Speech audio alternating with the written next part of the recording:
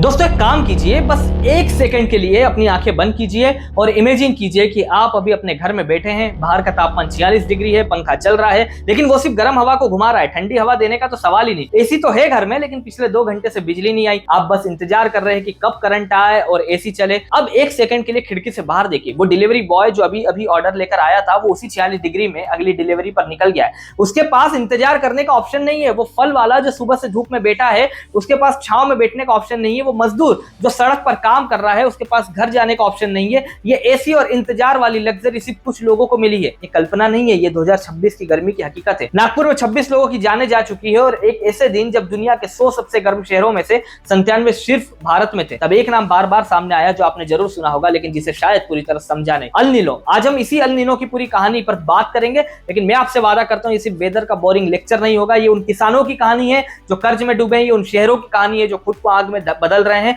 और उन करोड़ों लोगों की कहानी है जो इस गर्मी के सबसे बड़े शिकार है, लेकिन जिनके बारे में कोई बात नहीं करता। पूरी वीडियो देखिए, क्योंकि आखिर में एक ऐसी बात बताऊंगा जो शायद आपकी सोच बदल दे। तो शुरू करते हैं साइंस की क्लास के एक एक्सपेरिमेंट से। याद है वो स्पंज वाला एक्सपेरिमेंट, जब आप एक बिल्कुल सूखे स्पंज पर एक गिलास पानी डालते हो, स्पंज उसे पूरी तरह सोख लेता, एक भी बूंद बाहर नहीं जाती। लेकिन अगर वही स्पंज पहले से गीला हो और आप उस पर एक और गिलास पानी डाले तो पानी हर तरफ बह जाता है, फर्श गीला हो जाता है और स्पंज कुछ नहीं कर पाता। यही इंडिया की कहानी है इस अल नीनो के साथ। इस अल नीनो वो गिलास पानी है और हमारा इंडिया, हमारे खाली होते ग्राउंड वाटर, तनाव में रहते रिजर्वायर्स और ओवरलोडेड पावर ग्रिड्स के साथ वो पहले से गिला हुआ स्पंज है। शौक वही है, लेकिन इस बार रिजल्ट बहुत अलग हो सकता है। तो पहले ये समझते कि अल नीनो है क्या। बिल्कुल आसान भाषा में, अल नीनो जो है एक नेचुरल क्लाइमेट पैटर्न है जो हर कुछ सालों में आता है और पूरी दुनिया के मौसम को बिगाड़ देता है। इसकी शुरुआत पैसिफिक ओशन के एक बड़े हिस्से में होती है, जिसे साइंटिस्ट जो है नीनो 3.4 रीजन कहते हैं। इसे आप पूरी धरती के मौसम का थर्मोस्टेट समझिए। जब ये थर्मोस्टेट बिगड़ता है तो सब कुछ बिगड़ता है। एक नॉर्मल साल में पैसिफिक ओशन के ऊपर ट्रेड विंड्स, यानी वो हवाएं जो ट्रेड रूट्स पर चलती थी, पूर्व से पश्चिम की तरफ बहती है। ये गर्म पानी को इंडोनेशिया और ऑस्ट्रेलिया की तरफ धकेलती है और उधर बारिश होती है, और इधर जो है भारत में मानसून आता, सब संतुलित रहता। लेकिन अल नीनो वाले साल में वो ट्रेड विंड्स कमजोर पड़ जाती है। वो गर्म पानी जो पश्चिम में जमा था वो वापस पूर्व की तरफ खिसक जाता है, और बस इस एक बदलाव से बारिश की पूरी दुनिया बदल जाती है। कुछ जगहों पर बाढ़ आती है, कुछ जगहों पर सूखा पड़ता है, और भारत के लिए कि पूरी खेती, पूरी पानी की व्यवस्था, पूरी सभ्यता मानसून के भरोसे पर टिकी है। अल नीनो का मतलब है कमजोर मानसून, और 2026 में ये कितना सीरियस है। अमेरिका वेदर एजेंसी NOAA का कहना है कि एल नीनो बनने की 82% संभावना है। जापान मेट्रोलॉजिकल एजेंसी इसे 90% बता रही है, और कई क्लाइमेट मॉडल्स ये कह रहे हैं कि एक सुपर अल नीनो बन सकता है, यानी पैसिफिक ओशन उस थर्मोस्टेट जोन में 2 डिग्री से ज्यादा गर्म हो जाए। अब सुपर अल नीनो सुनकर लग सकता है कि ये कोई हॉलीवुड मूवी का नाम है, लेकिन ये बहुत रियल और बहुत खतरनाक होता है, और इतिहास गवाह है। 1877 में भारत पर एक सुपर अल नीनो आया था जो इतना जबरदस्त था कि पिछले 800 सालों का सबसे बड़ा सूखा पड़ा। अब उस वक्त ब्रिटिश एडमिनिस्ट्रेशन ने एक बेहद शानदार फैसला लिया। उन्होंने तय किया कि भूखे लोगों को खाना खिलाना, फ्री मार्केट में दखल होगा, यानी इकोनॉमी को बचाना था, लोगों को नहीं। उस एक फैसले का नतीजा अनुमानन 5 से 10 मिलियन भारतीयों की मौत। ये इतिहास है, ये बदला नहीं जा सकता है। लेकिन आज का सवाल ये है कि 2026 में हम कहां खड़े हैं और क्या हमने 1877 से कुछ सीखा है। इसका जवाब समझने के लिए हमें थोड़ा पीछे जाना होगा, 2015 और 2016 में, क्योंकि वो एक केस स्टडी है जो हमें बहुत कुछ सिखाती है, जिसके बारे में बहुत कम बात होती है। जब 2015-16 में सुपर अल नीनो आया तो महाराष्ट्र का मराठवाड़ा इलाका सबसे बुरी तरह टूटा। यहाँ करीब 19 मिलियन लोग रहते हैं, और उन्हें लगातार तीसरे साल मानसून में नॉर्मल बारिश का सिर्फ आधा मिला। आधा, सोचिए, आधे पानी से पूरी जिंदगी चलाना। और तब एक ऐसी घटना हुई जो शायद आपने किताबों में नहीं पढ़ी होगी। मिराज से लातूर तक 342 किलोमीटर एक ट्रेन चलने लगी जिसका नाम था जलदूत एक्सप्रेस। 50 वैगन्स, हर रोज 2.5 मिलियन लीटर पानी, और उस ट्रेन से मिलने वाले पानी के लिए लोग 3 घंटे तक लाइन में खड़े रहते थे। सिर्फ 2 घड़े पानी के लिए, 2 घड़े के लिए 3 घंटे। ये जितना कहने में सिंपल लगता, असल में उतना ही दिल दहला देने वाला है। और उसी वक्त उसी राज्य में IPL क्रिकेट मैचेस चल रहे थे। पिचेस को हरी भरी रखने के लिए लाखों लीटर पानी इस्तेमाल हो रहा था।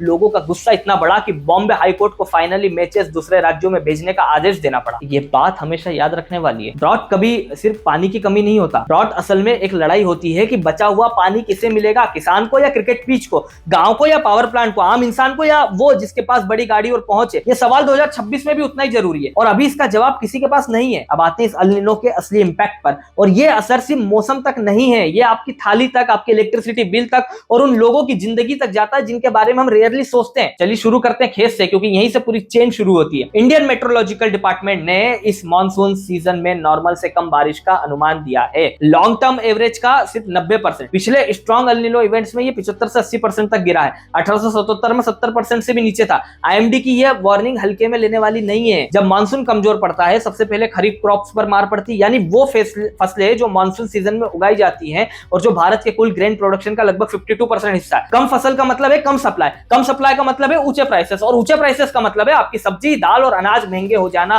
लेकिन यहाँ एक बात है जो हम अक्सर मिस कर देते हैं, फूड इन्फ्लेशन सभी पर एक जैसा असर नहीं डालती। आप और मैं शायद थोड़ा ज्यादा खर्च करें और आगे बढ़ जाए, लेकिन भारत के सबसे निचले 40% परिवार अपने इनकम का 50 से 60% सिर्फ खाने पर खर्च करते हैं। जब खाने की चीजें महंगी होती है तो ये लोग कैलोरीज कम कर लेते हैं, प्रोटीन इंटेक घटाते हैं, और ग्रामीण इलाकों में बच्चों में माल न्यूट्रिशन की दर एक बार फिर बढ़ने लगती है। ये किसी हेडलाइन में नहीं दिखता, लेकिन ये होता है। और अब आते हैं उस किसान पर जिसकी बात सबसे कम होती है, लेकिन जिस पर सबसे ज्यादा मार पड़ती है। जब बारिश नहीं होती तो किसान के पास एक ही रास्ता बचता है, जमीन के नीचे से पानी निकालो। वो लोन लेता है बोरवेल को और गहरा करवाता है और अपनी कैश क्रॉप को एक और सीजन तक जिंदा रखने की कोशिश करता है। ये उसकी आखिरी उम्मीद होती है। लेकिन अगर वो फसल भी बर्बाद हो जाए तो वो लोन नॉन परफॉर्मिंग असेट बन जाता है। बैंक का एनपीए बढ़ता है और इतिहास बताता है कि बैड मानसून के बाद एग्रीकल्चरल एनपीए में 30 से 50% तक की बढ़ोतरी देखी गई है। अब एक स्कीम है प्रधानमंत्री फसल बीमा योजना, जो इसी सिचुएशन के लिए बनी थी, क्रॉप्स इंश्योरेंस बोलते हैं। लेकिन ये स्कीम जो है भारत के बोए गए एरिया का सिर्फ 30 से 35% ही कवर करती है। बाकी 65 से 70% किसान जो सबसे ज्यादा कर्ज में है,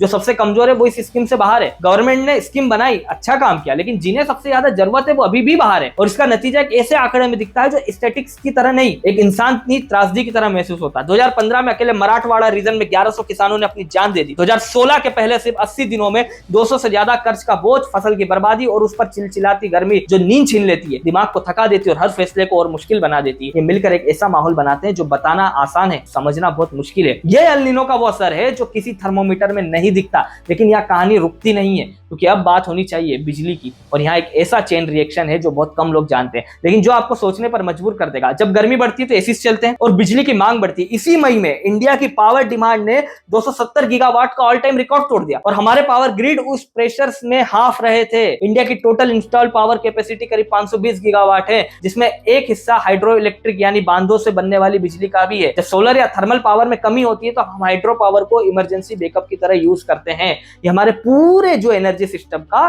शॉक एब्जॉर्बर है। लेकिन अल निनो का मतलब है कम बारिश। कम बारिश का मतलब है नदियों में कम पानी। नदियों में कम पानी का मतलब है हाइड्रो पावर आउटपुट में 20 से 30% की कमी। तो अब पावर की गैप कैसे भरे?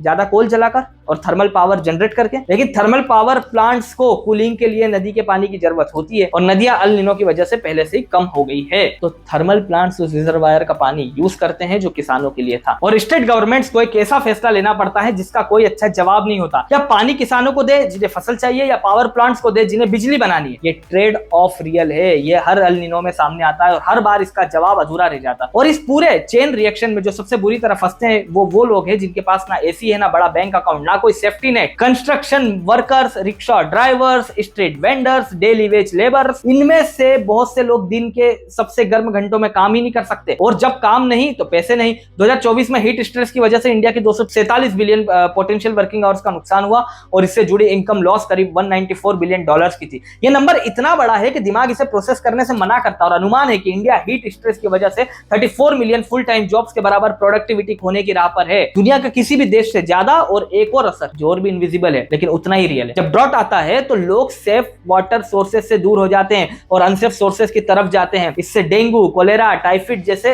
वाटर बोरेन डिसीज बढ़ती है। और इन सब का सबसे बड़ा भारी बोझ पड़ता है उन महिलाओं पर जो इस देश की खेती की असली बैकबोन है। भारत की करीब 80% रूरल वर्किंग वुमेन किसी न किसी तरह खेती से जुड़ी है। जब वाटर सोर्सेस कम होते हैं तो उनके पेड एग्रीकल्चर आवर्स घटते हैं, लेकिन उसी वक्त अनपेड वाटर कलेक्शन आवर्स बढ़ जाते हैं। कई किलोमीटर पैदल चलकर पानी लाना, ये किसी सरकारी डाटा में नहीं दिखता, किसी हेडलाइन में नहीं आता, लेकिन ये रोज होता है। तो अल निनो कभी सिर्फ वेदर इवेंट नहीं होता, ये एक इकोनॉमिक इवेंट है, एक सोशल इवेंट है और ये हमारी असली इनइक्वालिटी का शीशा है। दोस्तों यहाँ एक सेकंड रुकते हैं। आप जो है इतनी देर से वीडियो देख रहे हैं, इसका मतलब है आप जेन्युइनली समझना चाहते हैं, सिर्फ हेडलाइंस नहीं पढ़ना चाहते। और यही इस चैनल की असली ताकत है। तो एक काम कीजिए, कमेंट में लिखिए कि आपके शहर में इस बार की गर्मी कैसी रही और क्या आपको लगता है कि हम अभी अल निनो के लिए तैयार है। चैनल सब्सक्राइब कीजिए और बेल आइकन ऑन कीजिए ताकि अगली ऐसी जरूरी वीडियो आप तक सबसे पहले पहुंचे। अब आते हैं उस हिस्से पर जो शायद सबसे जरूरी है। अल नीनो को रोका नहीं जा सकता, ये नेचर है, इसे कैंसिल नहीं किया जा सकता, लेकिन इसके असर को कम किया जा सकता। और इसके लिए यह समझना जरूरी है कि असली प्रॉब्लम अल नीनो नहीं है, असली प्रॉब्लम हमारे सिस्टम की कमजोरी है।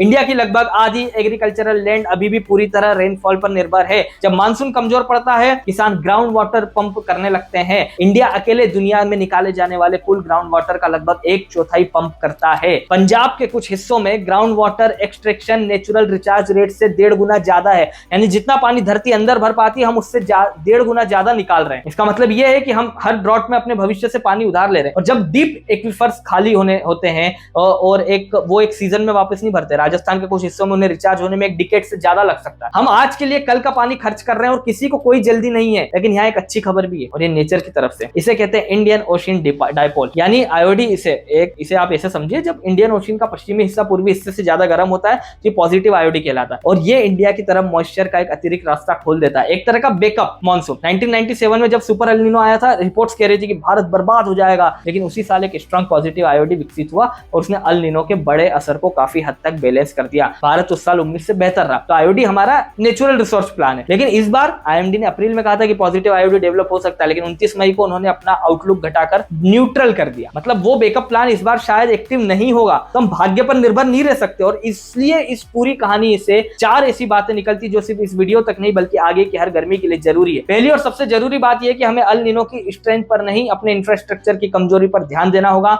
हमारे पास सैटेलाइट्स है, ग्राउंड वाटर मैप्स हैं, एडवांस वेदर मॉडल्स हैं, लेकिन ये सब एक दूसरे से ठीक से कनेक्टेड नहीं है। अगर इन्हें एक integrated real time early warning system में जोड़ा जाए तो किसी भी डिस्ट्रिक्ट को पहले ही पता चल सकेगा कि संकट आने वाला है। इससे वक्त पर पानी बचाया जा सकेगा, फसलों को बचाया जा सकेगा और जानें भी बचाई जा सकेंगी। ये टेक्निकली पॉसिबल है, बस पॉलिटिकल विल चाहिए। दूसरी बात यह है कि हमें एनर्जी रेजिलियंस बनानी होगी। इंडिया पहले से ग्रिड स्केल बैटरी स्टोरेज पर काम कर रहा है। दिन में सोलर एनर्जी स्टोर करो और शाम को जब डिमांड पीक पर हो तब ग्रिड में वापस भेजो। टारगेट 2030 तक 400 गीगावाट आवर से ज्यादा बैटरी स्टोरेज कैपेसिटी का है, लेकिन टारगेट्स अपने आप पूरे नहीं होते। इन पर नागरिकों, बिजनेसेस और पॉलिसी मेकर्स को लगातार ध्यान देना होगा, वरना ये टारगेट भी सिर्फ कागज पर रहेगा। तीसरी बात यह है कि हमारे शहर खुद अपने दुश्मन बन रहे हैं। हर दिन ज्यादा पेड़ काटे जा रहे हैं, ज्यादा ग्रीन स्पेसेस कंक्रीट में बदल रहे हैं, शहर अर्बन हीट आइलैंड बन रहे हैं। ऐसे कंक्रीट के जंगल जो दिन की गर्मी को रात तक रोक कर रखते हैं और गर्म रातें जाने लेती है। हैदराबाद में स्टूडेंट्स ने 400 एकड़ फॉरेस्ट लैंड बचाने के लिए बुलडोजर के सामने खड़े होकर दिखाया कि जब लोग आवाज उठाते हैं तो बदलाव होता है। मुंबई में आरए फॉरेस्ट के पेड़ों को बचाने के लिए लोगों ने खुद को पेड़ों से बांध लिया था। पब्लिक प्रेशर काम करता है और ये सबसे कम कॉस्ट वाला और सबसे पावरफुल टूल है जो हमारे पास है। और चौथी बात जो शायद सबसे जरूरी है, यह है कि क्लाइमेट डिजास्टर अभी सभी पर एक जैसी नहीं पड़ती। जो एसी में बैठे हैं वो एक तरह का अल नीनो झेलते हैं, जो 46 डिग्री में बाहर काम करते हैं वो बिल्कुल अलग अल नीनो झेलते हैं। ये इनइक्वालिटी रियल है और इसे सिर्फ एक्नॉलेज करना काफी नहीं है, इसके बारे में बात करना, इसके लिए आवाज उठाना और जब भी मौका मिले तो बाहर काम करने वाले किसी इंसान के लिए थोड़ी छांव, थोड़ा पानी, थोड़ी इंसानियत दिखाना, ये हम सब कर सकते हैं। इस पूरी कहानी का निचोड़ ये है, अल नीनो 2026 में आ रहा है, इसकी संभावना 90% तक है। ये सुपर अल नीनो बनेगा या नहीं अभी तय नहीं है। आईओडी से बैलेंस करेगा या नहीं शायद नहीं, लेकिन जो तय है वो ये है कि अगर हम सिर्फ वेदर फोरकास्ट देखते रहे और अपने इंफ्रास्ट्रक्चर की कमजोरी पर ध्यान नहीं दिया तो हम वही गलती करेंगे जो 1877 में ब्रिटिश एडमिनिस्ट्रेशन ने की थी। उन्होंने इकोनॉमी को चुना था, उन्होंने लोगों का अकेला छोड़ दिया था। 2026 में हमारे पास वो गलती न दोहराने का मौका है। 1.5 अरब लोग एक ही बढ़ते थर्मोमीटर को देख रहे हैं, एक ही गर्मी में जी रहे हैं। सवाल ये कि हम सब मिलकर छांव, पानी और तैयारी चुनते हैं या अपने अपने दरवाजे बंद करके एसी चालू करके अपनी गर्मी पड़ोसी की गली में भेज देते हैं। ये जवाब सिर्फ सरकार को नहीं देना, हम सबको देना है। दोस्तों, अगर इस वीडियो से आपको कुछ नया मिला, कोई नई बात पता चली, कोई नजरिया बदला तो लाइक बटन जरूर दबाइए। इससे ये वीडियो उन लोगों की तक पहुंचती है जिन्हें इसकी सबसे ज्यादा जरूरत है। कमेंट में बताइए आपके शहर में इस बार की गर्मी कैसी रही और क्या आपको लगता है हम अल नीनो के लिए तैयार है। चैनल सब्सक्राइब करिए और बेल आइकन प्रेस कर दीजिए। एक नए वीडियो के साथ आप सभी से जल्द मुलाकात होगी। धन्यवाद। जय हिंद।